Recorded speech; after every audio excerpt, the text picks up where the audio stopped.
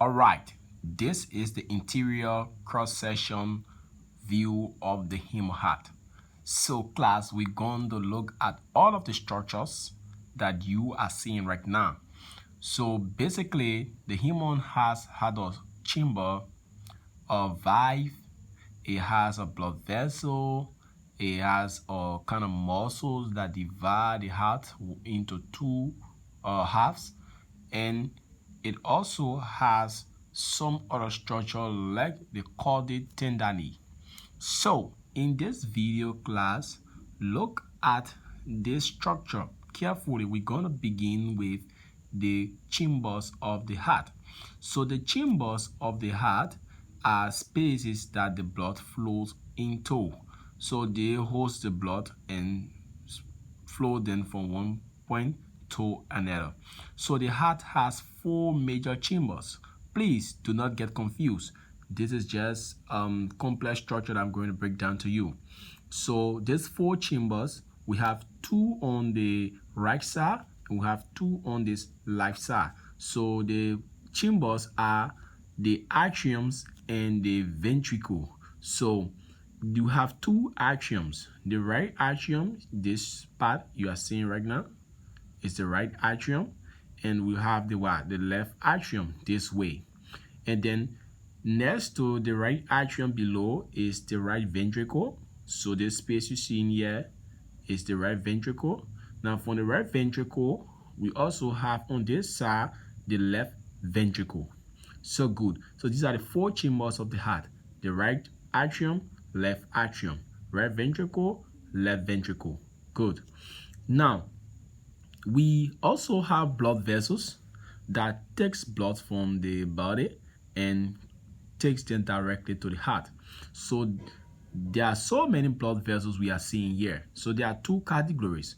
We have those that are arteries and those that are veins, because from our basic understanding, we know that veins are blood vessels that return blood back to the heart, while the arteries are blood vessels that take blood back to the heart.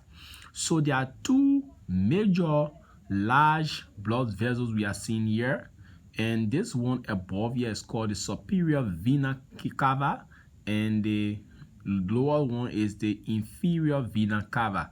So the superior vena cava is responsible to take blood from the upper extremity, that is the head, the arm, and other structures that are in the upper part of the body, and brings those blood to the right atrium, while the inferior vena cava is to collect blood from the lower part of the body, the legs and other organs that are in the lower part of the body, to the same right atrium. And the good thing is that all of this blood that they are bringing back to the body through these large veins, they are referred to as deoxygenated blood. These are blood that doesn't have concentration of oxygen. They are low in oxygen. That means more carbon and other gases in these red blood cells that enters in here. So next we have on this hand here, we have the left pulmonary artery. So the word pulmonary means that these arteries are going back to the lungs. All right, and when we come down, we will see the left pulmonary veins. So the left pulmonary veins are blood vessels or veins that are collecting the blood from the lungs.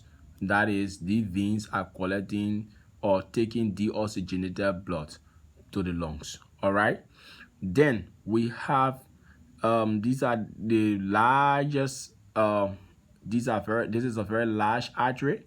So this last artery is called aorta. So the last artery in the body is called aorta. All right, so having said that for the blood vessels, and we now have the valves of the heart. So the valves of the heart, they are there to regulate the flow of the blood into the heart. So in the right atrium, once the blood enters into the right atrium from the superior vena cava in the inferior vena cava. When it enters into the right atrium, what happens next is that this entire blood will pass through a valve called the transcuspal valve. Now, this transcuspal valve is a very unique valve that has